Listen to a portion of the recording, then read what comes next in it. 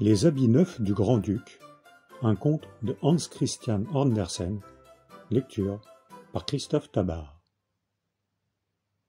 Il y avait autrefois un grand-duc qui aimait tant les habits neufs qu'il dépensait tout son argent à sa toilette.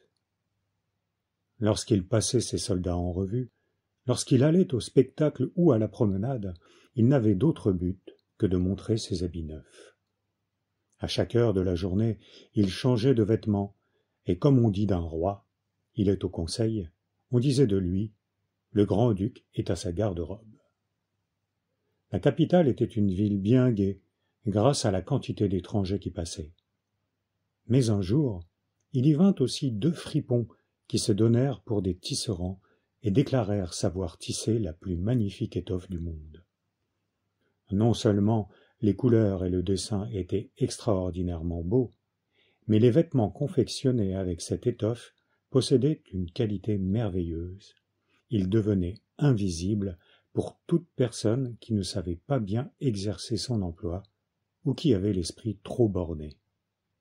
« Ce sont des habits impayables, pensa le grand-duc. Grâce à eux, je pourrai connaître les hommes incapables de mon gouvernement. Je saurai distinguer les habiles des niais. Oui, cette étoffe m'est indispensable. » Puis il avança aux 2 fripons une forte somme afin qu'ils pussent commencer immédiatement leur travail. Ils dressèrent en effet 2 métiers et firent semblant de travailler, quoiqu'il n'y eût absolument rien sur les bobines. Sans cesse, ils demandaient de la soie fine et de l'or magnifique, mais ils mettaient tout cela dans leurs sacs, travaillant jusqu'au milieu de la nuit, avec des métiers vides. « Il faut cependant que je sache où ils en sont, » se dit le grand-duc. Mais il se sentait le cœur serré en pensant que les personnes niaises ou incapables de remplir leurs fonctions ne pourraient voir l'étoffe. Ce n'était pas qu'il doutât de lui-même. Toutefois, il jugea à propos d'envoyer quelqu'un pour examiner le travail avant lui. Tous les habitants de la ville connaissaient la qualité merveilleuse de l'étoffe et tous brûlaient d'impatience de savoir combien leurs voisins étaient bornés ou incapables.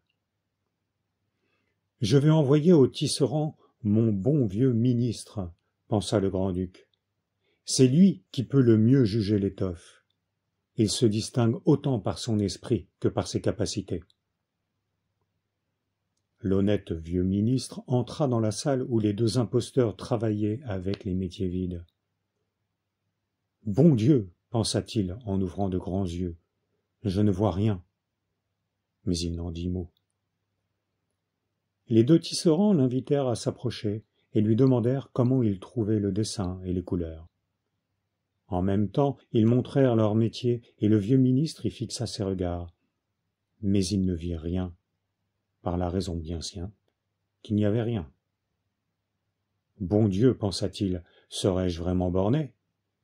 Il faut que personne ne s'en doute. Serais-je vraiment incapable ? Je n'ose avouer que l'étoffe est invisible pour moi. » « Eh bien, qu'en dites-vous » dit l'un des tisserands. « C'est charmant, c'est tout à fait charmant, » répondit le ministre en mettant ses lunettes. « Ce dessin et ces couleurs, oui, je dirai au grand-duc que j'en suis très content. »« C'est heureux pour nous, » dirent les 2 tisserands. Et ils se mirent à lui montrer des couleurs et des dessins imaginaires en leur donnant des noms. Le vieux ministre prêta la plus grande attention pour répéter au grand-duc toutes leurs explications. Les fripons demandant toujours de l'argent, de la soie et de l'or, il en fallait énormément pour ce tissu. Bien entendu qu'ils empochèrent le tout, le métier restait vide et ils travaillaient toujours. Quelque temps après, le grand-duc envoya un autre fonctionnaire honnête pour examiner l'étoffe et voir si elle s'achevait. Il arriva à ce nouveau débuté la même chose qu'au ministre. Il regardait et regardait toujours, mais ne voyait rien. « N'est-ce pas que le tissu est admirable ?» demandèrent les 2 imposteurs en montrant et expliquant le superbe dessin et les belles couleurs qui n'existaient pas. « Cependant, je ne suis pas niais, » pensait l'homme. C'est donc que je ne suis pas capable de remplir ma place? C'est assez drôle, mais je prendrai bien garde de la perdre. » Puis il fit l'éloge de l'étoffe et témoigna toute son admiration pour le choix des couleurs et le dessin. « C'est d'une magnificence incomparable, » dit-il au grand-duc, et toute la ville parla de cette étoffe extraordinaire. Enfin le grand-duc lui-même voulut la voir pendant qu'elle était encore sur le métier.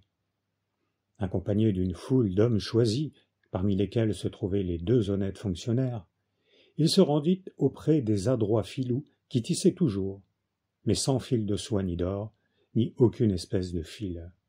« N'est-ce pas que c'est magnifique ?» dirent les 2 honnêtes fonctionnaires.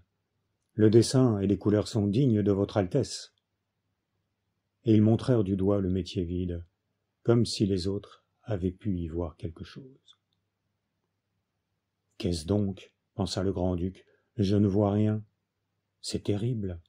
Est-ce que je ne serai qu'un niais? Est-ce que je serai incapable de gouverner? Jamais rien ne pouvait m'arriver de plus malheureux. » Puis tout à coup il s'écria « C'est magnifique! J'en témoigne ici toute ma satisfaction. » Il hocha la tête d'un air content et regarda le métier sans oser dire la vérité. Tous les gens de sa suite regardèrent de même, les uns après les autres, mais sans rien voir, et ils répétaient comme le grand-duc « C'est magnifique !» Ils lui conseillèrent même de revêtir cette nouvelle étoffe à la première grande procession. « C'est magnifique, c'est charmant, c'est admirable !» exclamaient toutes les bouches, et la satisfaction était générale. Les 2 imposteurs furent décorés et reçurent le titre de gentilshommes tisserands. Toute la nuit qui précéda le jour de la procession, ils veillèrent et travaillèrent à la clarté de 16 bougies. La peine qu'ils se donnaient était visible à tout le monde. Enfin, ils firent semblant d'ôter l'étoffe du métier, coupèrent dans l'air avec de grands ciseaux, cousirent avec une aiguille sans fil, après quoi ils déclarèrent que le vêtement était achevé. Le grand-duc, suivi de ses aides de camp, alla l'examiner, et les filous, levant un bras en l'air comme s'ils tenaient quelque chose, dirent « Voici le pantalon, voici l'habit, voici le manteau. C'est léger comme de la toile d'araignée. Il n'y a pas de danger que cela vous pèse sur le corps. Et voilà surtout en quoi consiste la vertu de cette étoffe. » « Certainement, » répondirent les aides de camp, mais ils ne voyaient rien, puisqu'il n'y avait rien. « Si votre Altesse daigne se déshabiller, dirent les fripons, nous lui essayerons les habits devant la grande glace. » Le grand-duc se déshabilla, et les fripons firent semblant de lui présenter une pièce après l'autre. Ils lui prirent le corps comme pour lui attacher quelque chose. Il se tourna et se retourna devant la glace. « Grand Dieu, que cela va bien! Quelle coupe élégante !» s'écrièrent tous les courtisans. « Quel dessin! Quelle couleur! Quel précieux costume !» Le grand maître des cérémonies entra. « Le dais sous lequel votre Altesse doit assister à la procession est à la porte, » dit-il. « Bien, je suis prêt, » répondit le grand-duc. « Je crois que je ne suis pas mal ainsi. » Et il se tourna encore une fois devant la glace pour bien regarder l'effet de sa splendeur. Les chambellans, qui devaient porter la queue, firent semblant de ramasser quelque chose par terre. Puis ils élevèrent les mains, ne voulant pas convenir qu'ils ne voyaient rien du tout. Tandis que le grand-duc cheminait fièrement à la procession sous son dais magnifique, tous les hommes dans la rue et aux fenêtres s'écriaient « Quel superbe costume! Comme la queue en est gracieuse! Comme la coupe en est parfaite !» Nul ne voulait laisser voir qu'il ne voyait rien. Il aurait été incapable et déclaré niais, ou incapable de remplir un emploi. Jamais les habits du grand-duc n'avaient excité une telle admiration. « Mais il me semble qu'il n'a pas du tout d'habits, » observa un petit enfant. « Seigneur Dieu, entendez la voix de l'innocence, » dit le père. Et bientôt on chuchota dans la foule en répétant les paroles de l'enfant. « Il y a un petit enfant qui dit que le grand-duc n'a pas d'habit du tout. »« Il n'a pas du tout d'habit, » s'écria enfin tout le peuple. Le grand-duc en fut extrêmement mortifié, car il lui semblait qu'ils avaient raison. Cependant il se raisonna et prit sa résolution. Quoi qu'il en soit, il faut que je reste jusqu'à la fin. Puis il se redressa plus fièrement encore, et les chambellans continuèrent à porter avec respect la queue qui n'existait pas.